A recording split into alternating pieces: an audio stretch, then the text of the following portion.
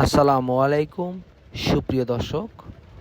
আজকে আমরা শোনাব দোবলহাটি রাজবাড়ির ইতিহাস। দেখাবো পুরো দোবলহাটি রাজবাড়ি ঘুরে ঘুরে।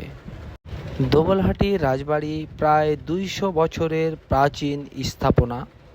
নওগাঁ জেলা সদর হতে আনুমানিক ৭ কিলোমিটার দক্ষিণ পশ্চিমে দোবলহাটি রাজবাড়ি অবস্থিত। দোবলহাটি রাজার শিকড় আবাসিকতা ও রাজকার্য পরিচালনার জন্য দোবলহাটিতে নির্মাণ করেন দ্বিতীয় তলা বিশিষ্ট এক সুদৃশ্য ও সুবিশাল রাজপ্রাসাদ। তৎকালীন জমিদার রাজা হরনাথ রায় চৌধুরী সময়ে এই রাজবাড়িটির ব্যাপক উন্নতি সাধন হয়। দোবলহাটির জমিদারি ছিল সিলেট, দিনাজপুর, পাবনা, বগুড়া ও ভারত এর কিছু অংশে। স্থানীয় ঐতিহাসিকদের মতে রঘুনাথ নামে এক ব্যক্তি এই এলাকায় লবণ ও গুড়ের ব্যবসা করতেন। তিনি দিঘলি বিলের মধ্যে দিয়ে প্রবাহিত খয়রা নদী দিয়ে নৌকা যোগে দোবলহাটিতে ব্যবসার জন্য আসতেন। বর্তমানে নদীর অস্তিত্ব আর নেই।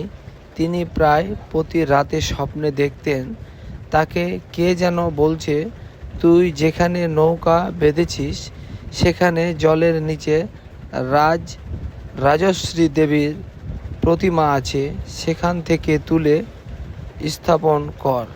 রঘুনাথ একদিন ভোরবেলা জলে নেমে দেখলেন সত্যি সেখানে রাজশ্রী প্রতিমা আছে।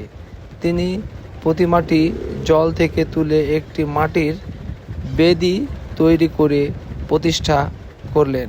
এরপর তার ব্যবসার ব্যাপক উন্নতি হতে থাকলো।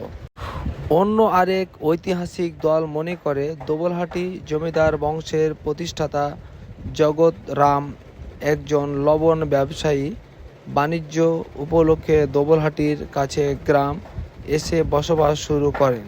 এর বিল অঞ্চলের ইজারা পত্তন গ্রহণ করেন। ধীরে ধীরে তারা প্রচুর জমির মালিক হন। কথিত আছে যে এই অঞ্চলে তেমন কোনো ফসল উৎপন্ন না হয় ভুয়া মহল অজুহাতে দোবলহাটির জমিদার কই মাছ দিয়ে কর পরিশোধ করতেন। মাত্র 22 কাহন কই মাছ কর হিসেবে দিতেন। রঘুনাথের বিক্ত বৈভবের খবর পৌঁছে যায় মোগল দরবারের নির্দেশে তাকে ডেকে পাঠানো হয় মুর্শিদাবাদ নবাব দরবারে। নবাব তাকে রাজস্ব প্রদানের নির্দেশ জারি করেন। তিনি নবাবকে জানান তিনি যে এলাকায় থাকেন সেখানে শুধু জল আর জল, কোনো ফসল হয় না, তবে বড় বড় কই মাছ পাওয়া যায়। বিস্ময় বুঝতে পেরে নবাব তাকে প্রতি বছর রাজস্ব হিসেবে 22 কাহন কই মাছ প্রদানের নির্দেশ দেন। 1892 খ্রিস্টাব্দে এর দিকে জমিদারি প্রথা বিলুপ্ত হওয়ার পর রাজা হরনাথ রায় সপরিবারে চলে যান ভারত। রাজবংশের স্মৃতিস্তম্ভ রূপ থেকে যার বিশাল সুড়ম্ব অট্টালিকা দোবলহাটি রাজবাড়ি, পরবর্তীতে এটি সরকারি সম্পদ হিসাবে প্রত্নতত্ত্ব বিভাগ নিজেদের অধীনে নেয়। আজকে আমরা যখন এই রাজবাড়িতে ঘুরছিলাম, এখানে এসে আমি সত্যি অবাক হয়ে যাই। এক সময় যেখানে রাজা রাজ পরিবারের সদস্যদের উপস্থিতিতে এই রাজপ্রাসাদ মুখরিত হয়ে থাকতো।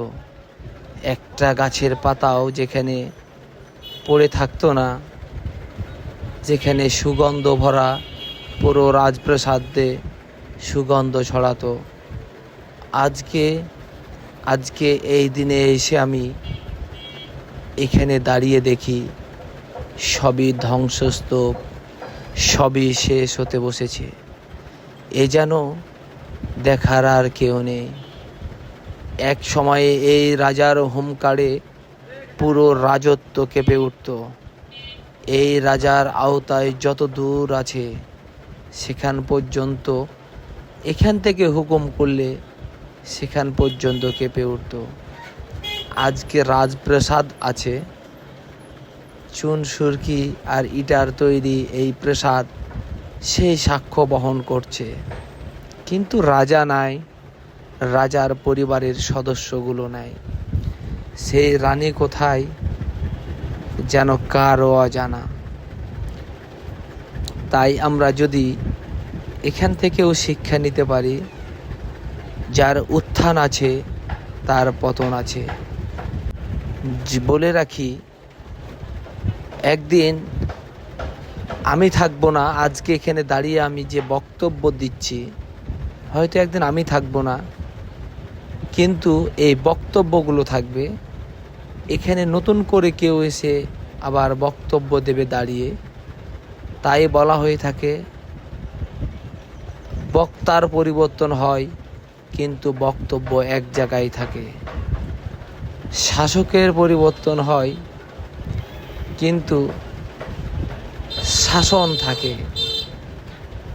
সময়ের পরিবর্তনে জমিদারিত্ব প্রথা বিলুপ্ত হয়েছে আজকে, কিন্তু এই এলাকা এখনো কেউ শাসন করে। এই দেশটাকে কেউ না কেউ শাসন করছে। শাসক যদি জুলুমবাজ হয় তাহলে সেটা কলঙ্ক হিসাবে ধরে রাখা যায়। আমরা বিভিন্ন ইতিহাস থেকে দেখেছি এই রাজা নাকি অনেক জুলুমবাজ ছিল, অত্যাচারী রাজা ছিল। আজকে অত্যাচারী রাজা কোনো অস্তিত্ব নেই, কিন্তু যেখান থেকে অত্যাচার করা হয়েছে, যেখানে বসে অত্যাচারের ঘোষণা দেওয়া হয়েছিল, ঠিক সেই জায়গাটা আজকে সাক্ষ্য দিচ্ছে। কি অবস্থা! আমি এখন যেখানে দাঁড়িয়ে আছি এটা মূলত রানীঘাট।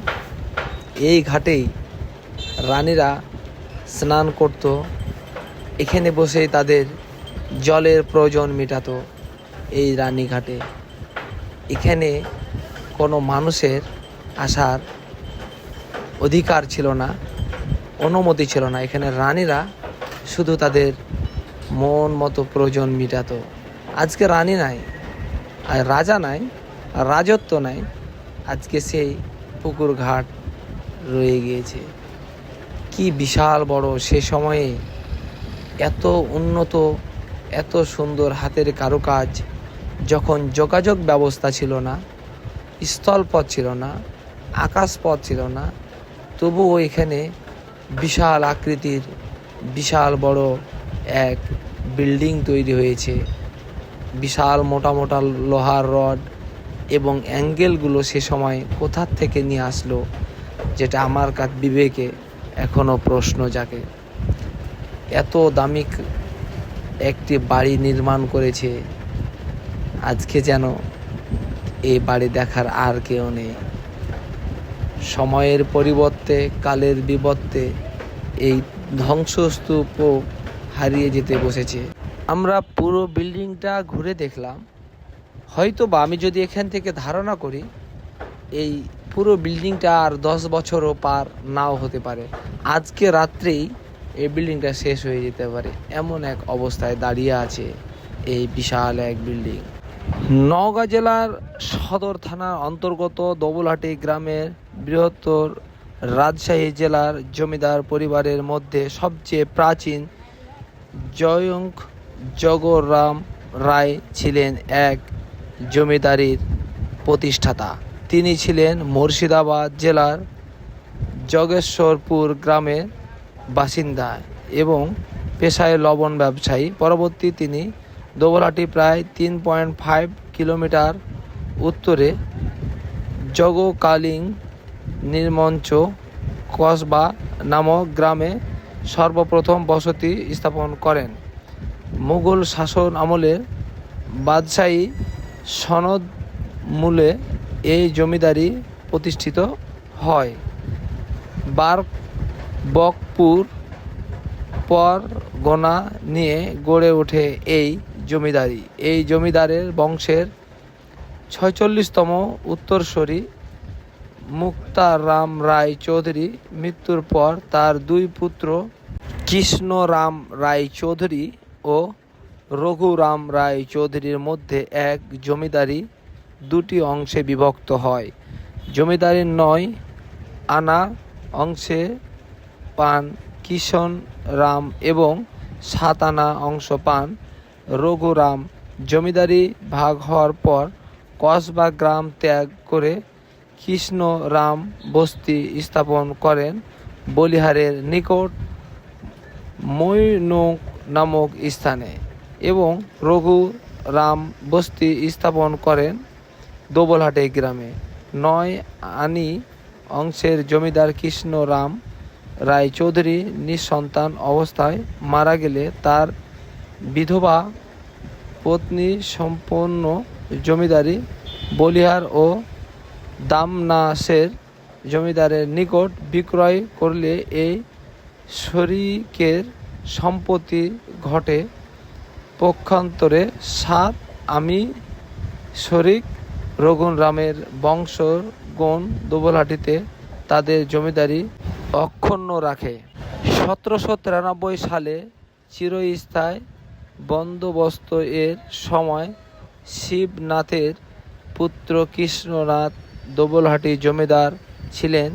দোবলহাটি জমিদারের মধ্যে হরনাথ রায় চৌধুরী তার বিভিন্ন জনহিতকর কাজের জন্য বিখ্যাত হয়ে আছেন। তিনি তার জমিদারির আয়তন বৃদ্ধি করে রাজশাহী, বগুড়া, দিনাজপুর, ফরিদপুর ও সিলেট জেলার বিস্তৃত করে প্রাতিষ্ঠানিক শিক্ষায় শিক্ষিত না হলেও শিক্ষার প্রতি তার গভীর অনুরাগ ছিল। ফলে শিক্ষার বিস্তার ও উন্নয়নের জন্য তিনি প্রচুর অর্থ ব্যয় করেছেন। তিনি 1864 সালে দোবলহাটিতে একটি দর্শক বাকি ইতিহাসটুকু আমি অন্য কোনো ভিডিওতে তুলে ধরবো। আমার ভিডিওগুলো যদি ভালো লাগে অবশ্যই লাইক কমেন্ট করে আমার পেজটি ফলো দিয়ে এবং ইউটিউব থেকে দেখলে আমার চ্যানেলটি সাবস্ক্রাইব করে আমার পাশে থাকবেন, নতুন ভিডিও বানাতে উৎসাহ দেবেন। ধন্যবাদ।